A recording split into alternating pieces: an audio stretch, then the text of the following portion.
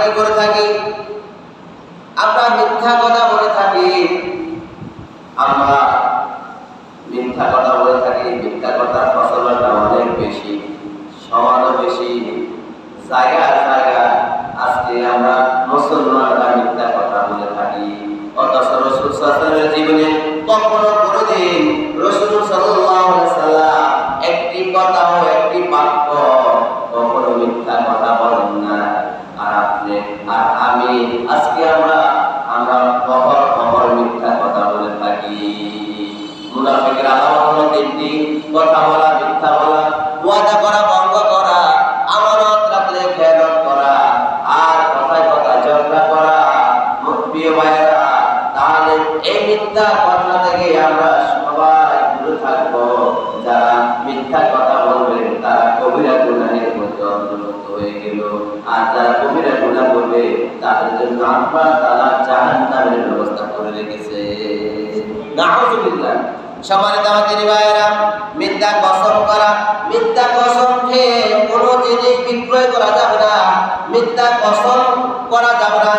মিথ্যা কসম করতে পারবেন কেবলমাত্র শুধুমাত্র আল্লাহ তাআলার নামে, আর কোন মুমিন মুসলমানের নামে, অমুক ব্যক্তির নামে, অমুক মাতাকে কসম করা।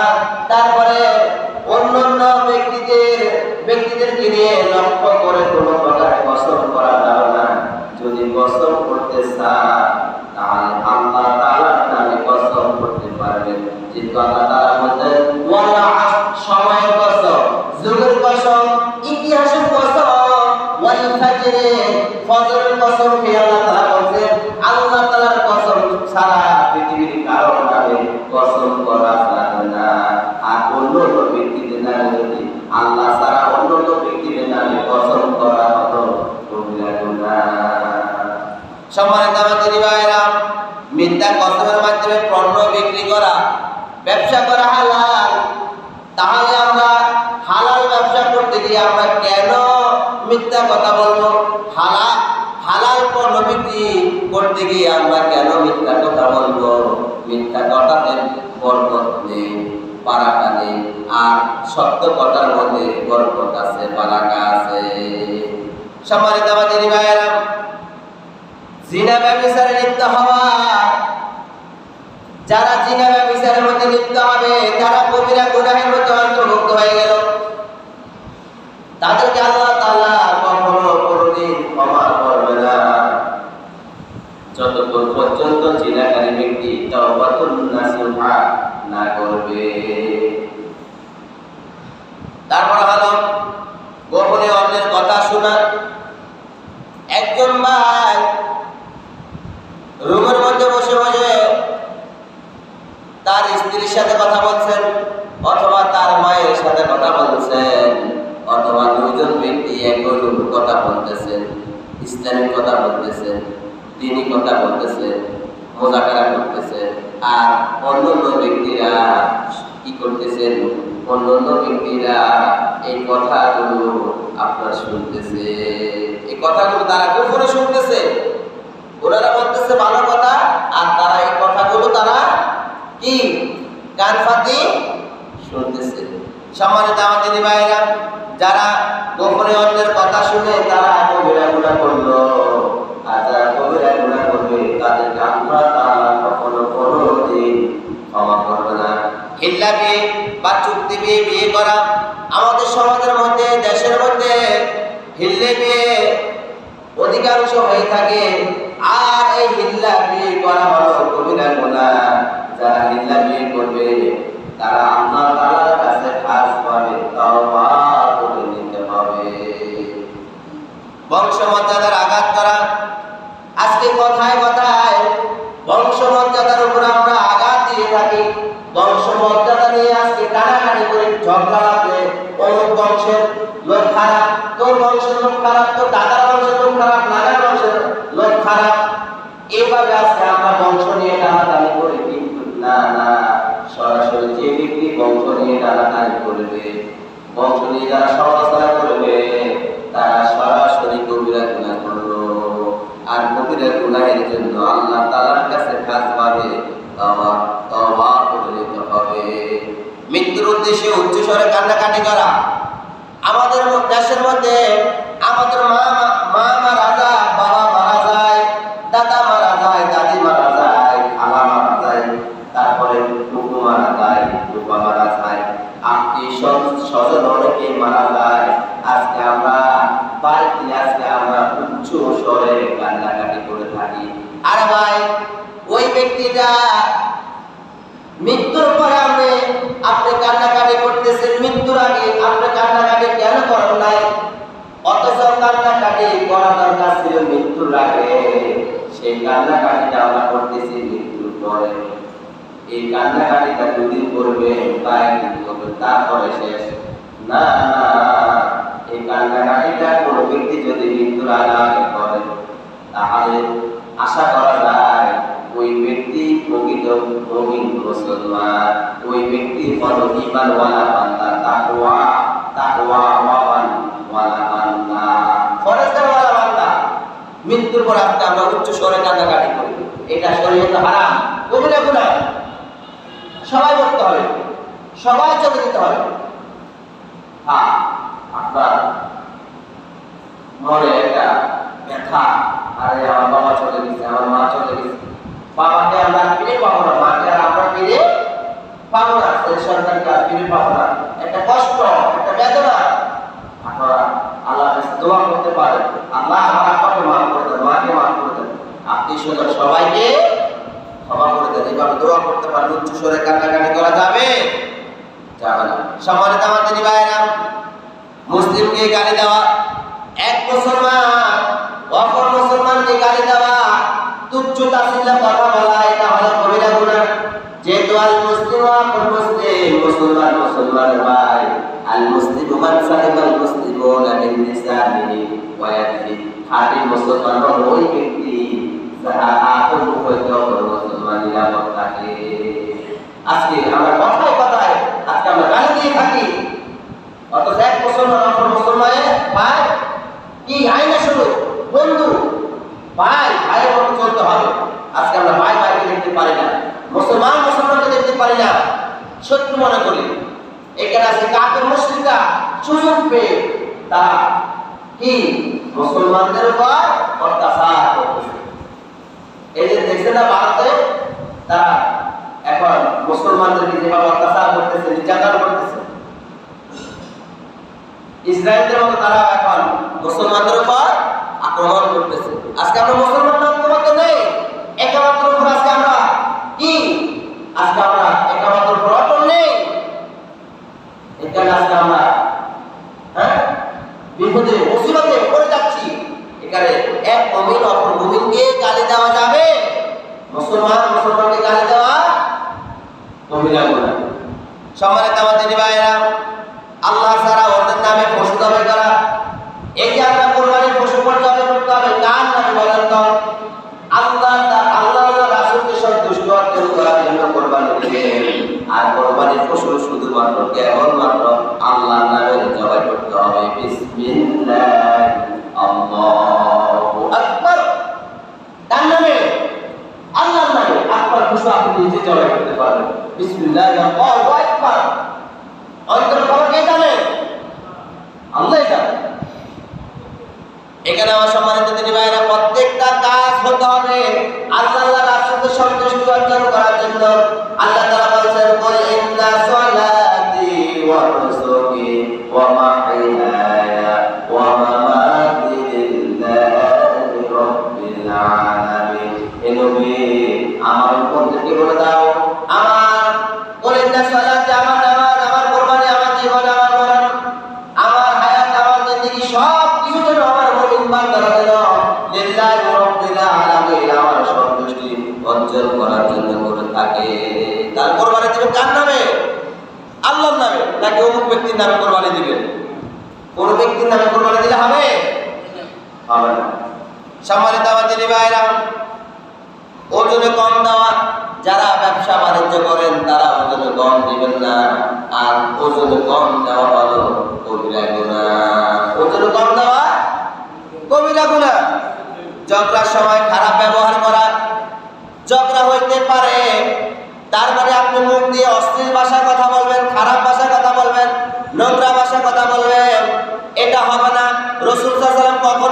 ব্যবহার করে নাই, কখনো ঝগড়া করে নাই, কখনো মানুষকে নিয়ে বিবাদ সৃষ্টি করে নাই, কখনো খারাপ জবান দিয়ে কখনো খারাপ ব্যবহার করে নাই, গালিগালাজ করে নাই।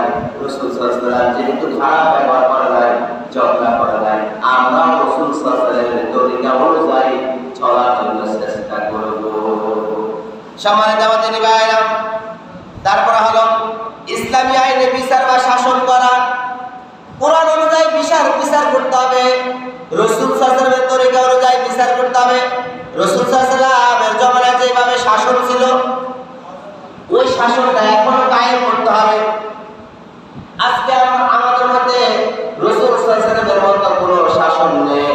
রাসূল সাল্লাল্লাহু আলাইহি ওয়াসাল্লাম যেভাবে শাসন করতে আমাদেরকে শিখিয়েছে, কোরআন হক কথাগুলো বলার জন্য আমাদেরকে শিখিয়েছে, যেভাবে আইন শিখিয়েছে, আজকে আমরা রাসূল সাল্লাল্লাহু আলাইহি ওয়াসাল্লামকে অনুসরণ করি না। অথচ আল্লাহ তাআলা বলেন, ওয়ামান লাম ইয়াহকুম বিমা আনজালাল্লাহ ফাউলাইকা হুমুল কাফিরুন। যারা আল্লাহ তাআলার বিধানকৃত 30 পারা কোরআন অনুযায়ী সঠিক বিচার, সঠিক ফয়সালা করবে না, তারা হলো কাফির। ওয়ামান লাম ইয়াহকুম বিমা আনজালাল্লাহু ফাউলাইকা হুমুজ জালিমুন। যারা আল্লাহ তাআলার বিধান অনুযায়ী বিচার করবে না, সঠিক কথা বলবে না, ন্যায় কথা বলবে না, তারপর সঠিক শাসন করবে না, তারা হলো জালেম। ওয়ামান লাম ইয়াহকুম বিমা আনজালাল্লাহু ফাউলাইকা হুমুল ফাসিকুন। যারা আল্লাহ তাআলার বিধান অনুযায়ী সঠিক কথা বলবে না, সঠিক শাসন করবে না, তারা হলো ফাসিক। তারা কি? ফাসিক, কাফের, মুশরিক, জালেম। এখানে আমরা সবসময় সর্ব অবস্থায় আমরা সঠিক বিচার করব, সঠিক কথা বলবো, সঠিক শাসন করবো ইনশাআল্লাহ। সম্মানিত আমাদের ভাইরা, জমির সীমানা পরিবর্তন করা কবিরা গুনাহ।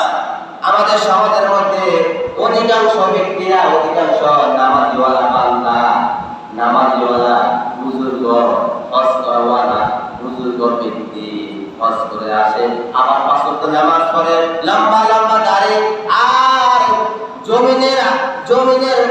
জমিনের পাশে গিয়ে কি করে? জমিনের সীমানা পরিবর্তন করে। যারা সরাসরি নিজ হাতে জমিনের সীমানা পরিবর্তন করবে, তারা সরাসরি কবিরা গুনাহের মধ্যে অন্তর্ভুক্ত হয়ে গেল। সম্মানিত আমাদের ভাইরা, তারপর হলো গীবত করা। মুসলমান কখনো গীবত করতে পারে না। আর গীবত আশাদ্দু মিনাল জিনা, গীবত করা হলো আপন বড় ভাইয়ের গোশত খাওয়ার সমতুল্য। এক মুমিন অপর মুমিনের গীবত করতে পারে না। প্রশংসা করবেন, গীবত করার কোনো প্রকার প্রয়োজন নেই। খারাপ হলো বলবেন যে ভালো, খারাপ হলো কি বলবেন? ভালো বলবেন। খারাপের কি বলবেন? ভালো বলবেন। আর ভালো তো ভালোই। সম্মানিত আমাদের ভাইরা, তারপর হলো দাঁত চিকন করা সৌন্দর্যের উদ্দেশ্যে। আজকে আমাদের সমাজের মধ্যে অনেক যুবকরা, যুবতীরা দাঁত চিকন করে সৌন্দর্যের জন্য। এই যে দাঁত চিকন করে থাকে, বিভিন্ন পন্থায় বিভিন্ন অবলম্বন করে, এটা হলো সরাসরি কবিরা গুনাহ।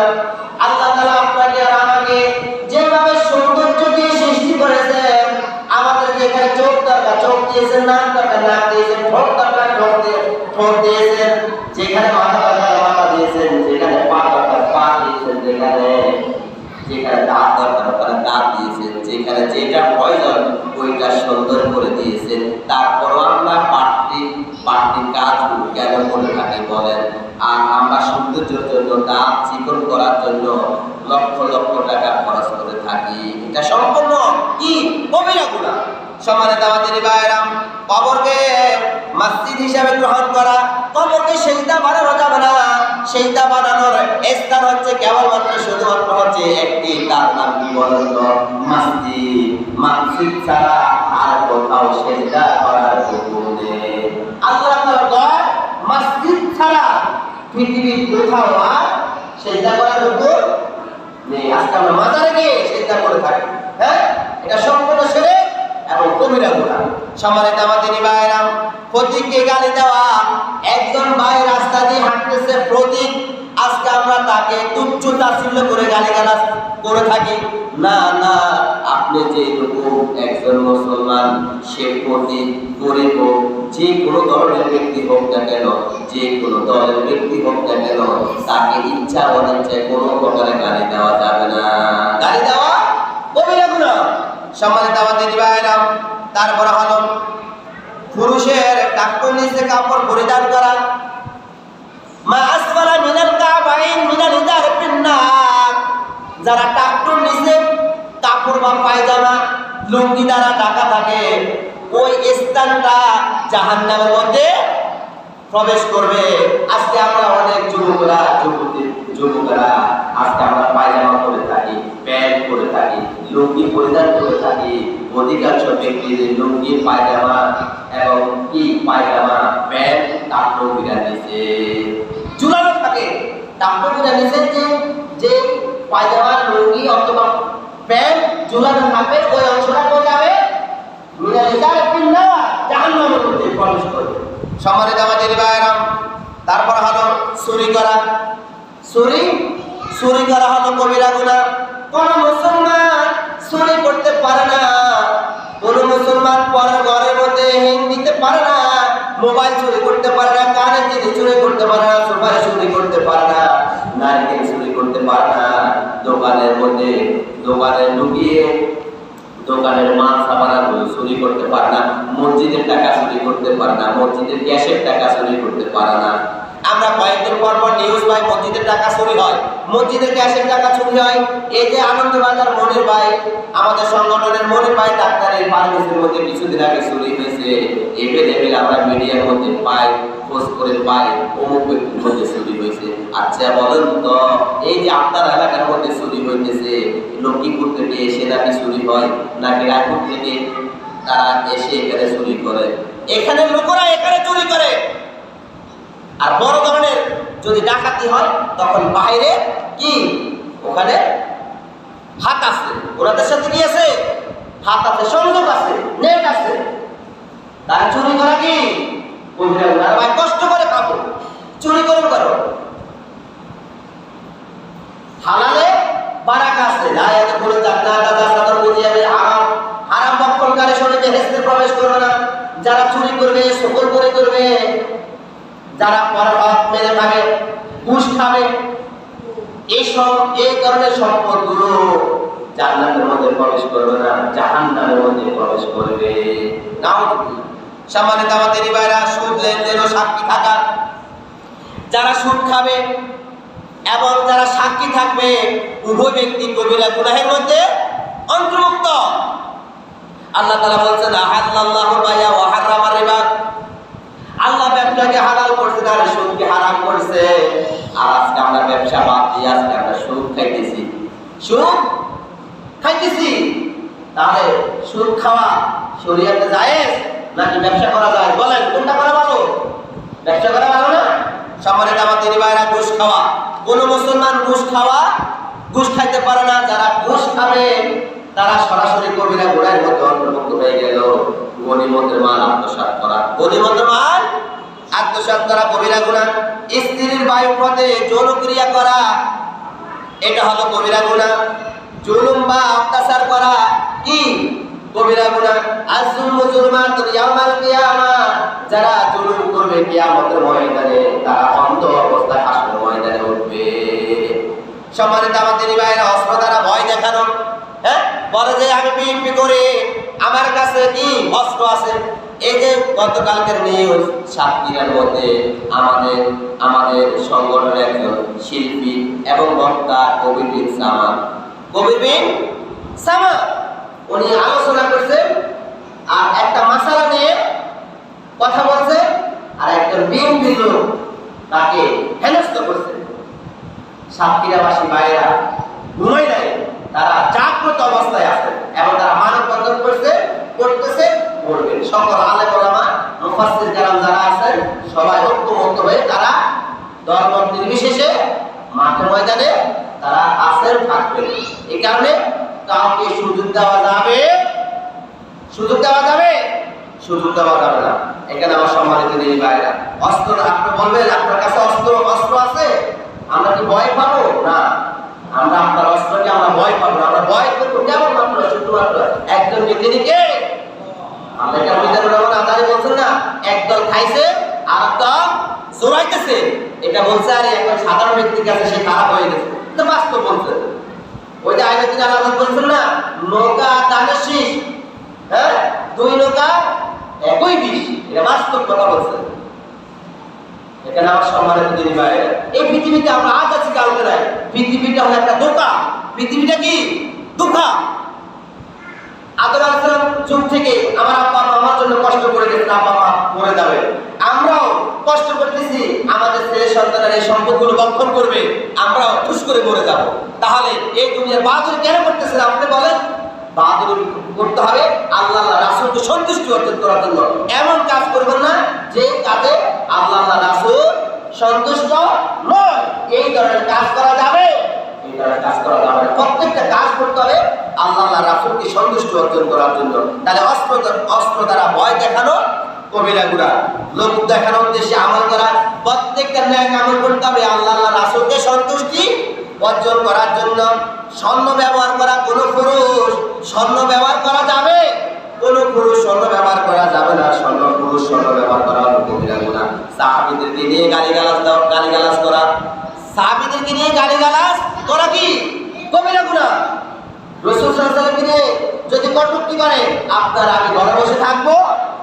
এবার সে মুসলমান হোক, ইহুদি হোক, খ্রিস্টান হোক, যে কোনো ধর্মের ব্যক্তি হোক না কেন, কোন সাহাবীদেরকে নিয়ে রাসূল সাল্লাল্লাহু আলাইহি ওয়াসাল্লামকে নিয়ে গালিগালাজ করা যাবে? যাবে না। সম্মানিত আমার দিনী ভাইরা, নামাজরত অবস্থায় সামনে দিয়ে যাওয়া, এটা হলো কবিরা গুনাহ। আজকে মসজিদের মধ্যে আমরা দেখি একজন ভাই পিছনে নামাজ পড়ে, তাকে তার সামনে দিয়ে আমরা চলে যায়, এটা সরাসরি কি কবিরা গুনাহ। একটু অপেক্ষা করবেন প্রয়োজনে। তারপর পবিত্র মক্কা মদিনায় অপকর্ম করা, পবিত্র মক্কা মদিনা নিয়ে যারা অপচেষ্টা চালাতেছে বা চালাবে, তারা কবিরা গুনাহের মধ্যে অন্তর্ভুক্ত হয়ে গেল। সম্মানিত আমাদের ভাইরা, বিনা প্রয়োজনে তালাক দেওয়া, বিনা প্রয়োজনে বউর দোষ নাই, রাইট নাই, কোনো অন্যায় নাই, সে বিনা কারণে বলতেছে 1 তালাক, 2 তালাক, 22 তালাক বলতেছে, 3 তালাক পর্যন্ত বলতেছে, বিনা কারণে তালাক, এটা কবিরা গুনাহ। স্ত্রীকে বিনা কারণে তালাক দেওয়া যাবে? যাবে না। সম্মানিত আমাদের ভাইরা, স্বামীর অবাধ্য হওয়া কবিরা গুনাহ। বেশি বেশি অভিশাপ দেওয়া কবিরা গুনাহ। তারপর হলো আমানতের খেয়ানত করা কবিরা গুনাহ। ঋণ পরিশোধ না করা কবিরা গুনাহ। তারপর হলো বদমেজাজি হওয়া কবিরা গুনাহ। বদমেজাজি হওয়া না, আমরা বদমেজাজি হব না, একদম লেবথা বড় হব না, মিডিয়াম থাকবো। কি থাকবো? মিডিয়াম থাকবো। সম্মানিত আমার দিনী ভাইরা, তারপর হলো তাবিজ বা রিং পরানো। যারা তাবিজ পরিধান করে এবং রিং পরিধান করে, উভয় ব্যক্তি কবিরা গুনাহের মধ্যে অন্তর্ভুক্ত। সম্মানিত আমার দিনী ভাইরা, ফখর, গৌরব করা, অহংকার করা, গর্ব করা, এটা কবিরা গুনাহ। তারপর হলো বক্তাদেরকে শ্রদ্ধা না করা। একজন ওয়াইজি, একজন ইমাম সাহেব, একজন খতিব সাহেব, একজন আলেম, একজন সম্মানিত ব্যক্তিকে কি কদর না করা, সম্মান না করা, শ্রদ্ধা না করা কবিরা গুনাহ। তারপর ছোটদেরকে স্নেহ না করা, ছোটদেরকে ভালোবাসতে হবে। রাসূল সাল্লাল্লাহু আলাইহি ওয়াসাল্লাম ছোট মাসুম বাচ্চাদেরকে মহব্বত করতেন, ভালোবাসতেন। আজকে আমাদের দেশে ছোট ছোট মাসুম বাচ্চারা মসজিদে আসলে তাদেরকে আমরা কি ধমক দিয়ে তারাই দিই। এই কারণে যুবকরা আজকে মসজিদ মুখী তেমন বেশি হয় না। সম্মানিত আমার দিনী ভাইরা, দাঁড়িয়ে প্রস্তাব করা কবিরা গুনাহ। কোন মুসলমান দাঁড়িয়ে প্রস্তাব করতে পারে? দাঁড়িয়ে প্রস্তাব করতে পারে না। দাঁড়িয়ে প্রস্তাব করতে পারে? দাঁড়িয়ে প্রস্তাব করা যাবে? যাবে না, এটা সরাসরি কবিরা গুনাহ। তারপর হচ্ছে দাড়ি না রাখা। মুসলমান যেহেতু আমরা হয়েছি, একবার এই পৃথিবীতে জন্মগ্রহণ করেছি, আবার একবার মৃত্যুবরণ করব। একজন মুসলমান কয়বার জন্মগ্রহণ করে? কয়বার? বলেন কয়বার? বিয়ে করে কয়বার? যদি বউ মরে যায় হয়তো 2টা করতে পারে, মাসনা সোলাসা রুবা 4টা করতে পারে, কোনো সমস্যা। তবে আমাদের দেশে সাধারণত আমরা কয়টা করি? একটাই করি। আর মারা যায় কয়বার? একবার। কয়বার? তাহলে দাড়ি রাখবেন কয়বার? না 2বার। কয়বার রাখবেন? 2বার। দাড়ি রাখার কোনো সুযোগ আছে? দাড়িটা একবারে রাখবেন। তা আমরা দাড়ি রাখি না কেন বলেন তো? দাড়ি রাখা রাসূল সাল্লাল্লাহু আলাইহি ওয়াসাল্লামের সুন্নাহ। পুরুষের সৌন্দর্য কি? দাড়ি। পুরুষের সৌন্দর্য কি? দেখবেন আপনি দাঁড়িয়ে রাখবেন, আপনার চেহারা থেকে আলাদা একটা নূর আসবে এবং আপনাকে সাধারণ ব্যক্তি থেকে শুরু করে সম্মানিত ব্যক্তিরা পর্যন্ত আপনাকে সম্মান করবে, বলবে যে এই ব্যক্তিটা ভালো মানুষের লোক, ভালো মানুষের লোক। এবং দেখবেন মুখে দাঁড়িয়ে যখন রাখবেন তখন দেখবেন আপনি যখন একটা অন্যায় কাজ করবেন এই দাঁড়িয়ে এই অন্যায় কাজটা বাধা দিবে, আরে আমি মুখে দাঁড়িয়ে রাখি কেন অন্যায় কাজটা করতেছি। এই কারণে আমরা যেহেতু রাসূল সাল্লাল্লাহু আলাইহি ওয়াসাল্লামের উম্মত, আমরা সবাই একদিন এই পৃথিবীতে জন্মগ্রহণ করেছি, আবার আল্লাহ তাআলার কাছে আমরা ফিরে যেতে হবে। আমরা সবাই মুখে দাঁড়িয়ে রেখে আল্লাহ রাসূলকে প্রত্যেকটা কাজ সন্তুষ্ট অর্জন করে কবিরা গুনাহ মুক্ত হয়ে কবিরা গুনাহ থেকে দূর থেকে আমরা আল্লাহর কাছে আমরা হাজির হব ইনশাআল্লাহ। আল্লাহ পাক রব্বুল আলামিন যেন আমাদের সবাইকে কবিরা গুনাহ মুক্ত মৃত্যু দান করেন। আমরা সকলে বলি আমিন। হাযা বাইতুল্লাহিল মিনাল্লাহ আল্লাহ তাআলা ওয়া ইলাইহি আসসালামু আলাইকুম ওয়া রাহমাতুল্লাহি ওয়া বারাকাতুহু। যারা পরে সাথে চাই কথা বলুন আমাদের